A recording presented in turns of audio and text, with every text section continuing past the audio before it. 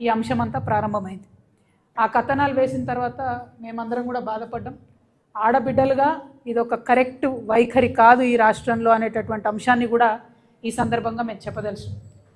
అంతకుముందు ఉన్నటువంటి బీఆర్ఎస్ ప్రభుత్వం ఇటువంటి కథనాలు వేసినటువంటి యూట్యూబ్ ఛానల్ వాళ్ళని అరెస్ట్ చేస్తే, ఇప్పుడున్నటువంటి కాంగ్రెస్ ప్రభుత్వం కొద్దిగా లైన్ అతిక్రమించి ప్రవర్తించినటువంటి శాటిలైట్ వాళ్ళని కూడా మేము అరెస్ట్ చేస్తాము, మెయిన్ స్ట్రీమ్ వాళ్ళని అరెస్ట్ చేస్తామని పత్రికా మిత్రుల్ని అర్ధరాత్రి ఏదో టెర్రరిస్టులను అరెస్ట్ చేసినట్టు అరెస్ట్ చేయడానికి కూడా మేము తప్పుపడతా ఉన్నాం.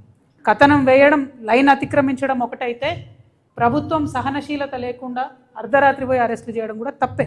దానికి ఒక ప్రొసీజర్ ఉంటుంది, ఒక పద్ధతి ఉంటుంది, ఒక నోటీస్ ఇవ్వాలి, ఎక్స్ప్లెనేషన్కి అవకాశం ఇవ్వాలి. పత్రికా మిత్రులు ఏం టెర్రరిస్టులు కాదు, వాళ్ళు ఏం పారిపోరు, ఇస్తే వచ్చి ఎక్స్ప్లెనేషన్ ఇచ్చుకుంటారు. కాబట్టి ఆ ప్రక్రియను పాటించకుండా కాంగ్రెస్ ప్రభుత్వం లైన్ అతిక్రమించడం కరెక్ట్ కాదు. దీన్ని ఆసరాగా తీసుకొని బీఆర్ఎస్ పార్టీ నాయకులు వెంటనే ఆ జర్నలిస్టులకు అండగా వెళ్ళిపోయినారు. నేను బీఆర్ఎస్ పార్టీ నాయకులు సూటిగా ప్రశ్నిస్తున్నాను. ఇదివరకు ఒక టీవీ ఛానల్లో మీ నాయకుల మీద స్టోరీలు వేస్తే పోయి అక్కడ దాడి చేస్తారు. ఇప్పుడు ఈ ఒక్క ఛానల్లో, శాటిలైట్ ఛానల్లో కథనాలు వస్తే మీరు వీళ్ళకి సపోర్ట్ చేస్తారు. అంటే మహిళల పట్ల ఒక ఛానల్లో స్టోరీ వేస్తే ఒక రకం ప్రవర్తన, ఇంకో ఛానల్లో స్టోరీ వేస్తే ఇంకొక రకం ప్రవర్తన బీఆర్ఎస్ పార్టీకి ఉండవచ్చా? ముఖ్యంగా నేను కేటీఆర్ గారిని ఈ ప్రశ్న వేస్తూ ఉన్నా.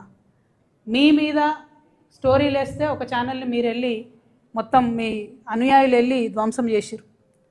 అటువంటిదే ఇంకొక ఛానల్లో స్టోరీ వేస్తే మరి ఆడబిడ్డలకు అండగా ఉండకుండా, మహిళా ఐఏఎస్లకు అండగా ఉండకుండా, దళిత ఆడబిడ్డలకు అండగా ఉండకుండా మీరు వత్తాసు పచ్చుకొని ఒకవైపు మాట్లాడడం అన్నది ఎంత మేరకు కరెక్టో సమాజం కూడా ఆలోచించాలని నేను ఈ సందర్భంగా కోరుతున్నాను. మరి ఆ ఛానల్లో స్టోరీ రాగానే నెక్స్ట్ డే ఇంకొక పేపర్లో ఇంకా పెద్ద స్టోరీ వచ్చింది. అసలు ఈ ఛానల్లో స్టోరీ ఎందుకు వచ్చిందంటే అని దాని వెనుక బ్యాక్డ్రాప్ స్టోరీ అంతా ఈ పేపర్లో వచ్చింది. ఆ స్టోరీ రాగానే బట్టి విక్రమార్క గారు ఒక ప్రెస్ మీట్ పెట్టారు. బట్టి విక్రమార్క గారు ప్రెస్ మీట్ పెట్టగానే మా గుంటనక్క గారు ప్రెస్ మీట్ పెట్టారు.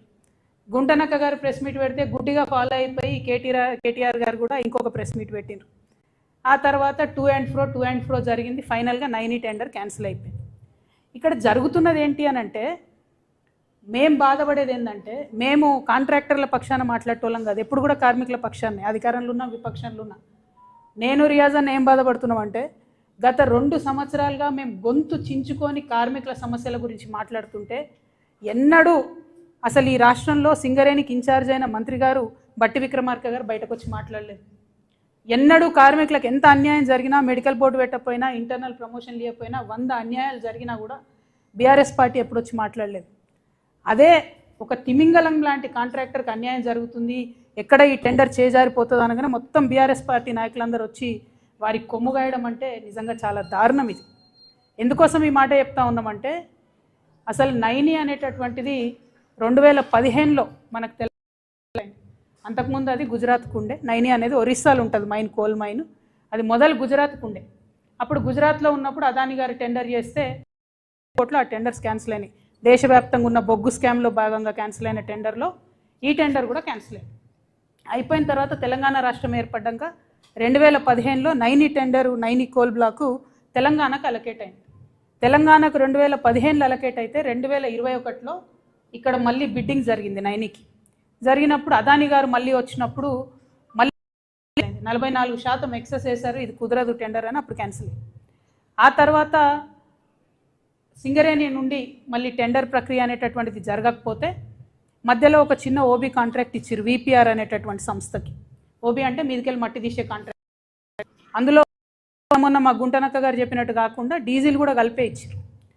ఒక పక్క గుంటనక్క, కేటీఆర్ గారు నిజంగా తెలంగాణ పట్ల గౌరవం ఉండే, అధ్యయనం చేసి మాట్లాడతారు, కొట్లాడతారు, అన్నిటికన్నా పార్టీలు ఉన్నారు కాబట్టి కేటీఆర్ గారి లాగా నిజాయితీతో మాట్లాడ దారుణం అనిపించింది. గుంటనక్క గారి మీద మాట్లాడినరు. బీఆర్ఎస్ కూడా పోలేదు, ఎక్సెసే పోలేదు, అసలు ఒకటి మొత్తం ఎక్సెస్ పోతుంది. ఇవాళ 25 టెండర్లు బీఆర్ఎస్ హయాంలో ఎక్సెస్. కారణమైన ఎక్సెస్ అంటే ఒకటి 30, ఒకటి 16%, 7%, 8%. ఇవన్నీ జరుపుకుంటూ వచ్చి కాంగ్రెస్ వాళ్ళు ఏం సర్దపూసలు కాదు, వాళ్ళు మొత్తం ఎక్సెస్ చేసిండ్రు. ఈ సైట్ విజిట్ అనేటటువంటి నిబంధన ఏదైతే ఉందో, కంపల్సరీ సైట్ విజిట్, దానికి అధికారులు అటెస్టేషన్ చేయాలనే నిబంధన ఏదైతే ఉందో, అది అంతకుముందు సింగరేణిలో వేరే వాటికి ఉండే. అంటే కోల్ హ్యాండ్లింగ్ యూనిట్స్కి, కోల్ వాషర్ యూనిట్స్కి, కన్వేయర్ బెల్ట్స్కి, వాటికి ఖచ్చితంగా సింగరేణిలో ఆ నిబంధన ఉండే. కానీ ఓబీకి లేకుండే. వీళ్ళు వచ్చిన తర్వాత ఓబీకి కూడా పెట్టిండ్రు. సో అది 100% కాంగ్రెస్ వాళ్ళు తప్పు చేసిరు. నిబంధన పెట్టడం, గ్లోబల్ టెండర్ అయితే పెద్ద పెద్ద వాళ్ళు ఫేస్లెస్గా టెండర్ జరగాలనే ఉద్దేశంతో ఈ సిస్టమ్ పెడితే తెలవాలి కాబట్టి వాళ్ళని తెలుసుకోవడం తప్పు చేసి డెఫినెట్గా ఆ విషయంలో ఎక్స్పోజ్ చేయడం మంచిదే బీఆర్ఎస్ ప్రతిపక్షంగా. కానీ అబద్ధాలు చెప్ప, అంతకుముందు ఎన్నడూ కూడా టెండర్లలో ఎక్సెస్ పోలేదు అనడం చాలా. ఇప్పుడు ఇంకో కామెడీ ఏంటంటే, గుంటనక్క గారు, అదేవిధంగా నమస్తే తెలంగాణ, అదేవిధంగా టీ న్యూస్, అదేవిధంగా కేటీఆర్ గారు మొత్తం ఎంతసేపు దీన్ని ఎట్లా చేస్తున్నారంటే, స్మాల్ ఫిష్ను వదిలేసి బిగ్ ఫిష్, చిన్న చేప పిల్లను పట్టుకున్నట్టు అని కాపాడుతున్నారు.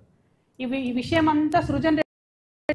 ఈ సృజన్ రెడ్డి అనేటోడు సీఎం బామ్మర్ది కాబట్టి, ఈయనకు టెండర్లు వచ్చినాయి కాబట్టి ఈయన కోసం ఇదంతా చేస్తున్నారని. వాస్తవానికి ఏంటంటే, నయని అనేటటువంటిది పెద్ద తిమింగలం మెగా కృష్ణారెడ్డి.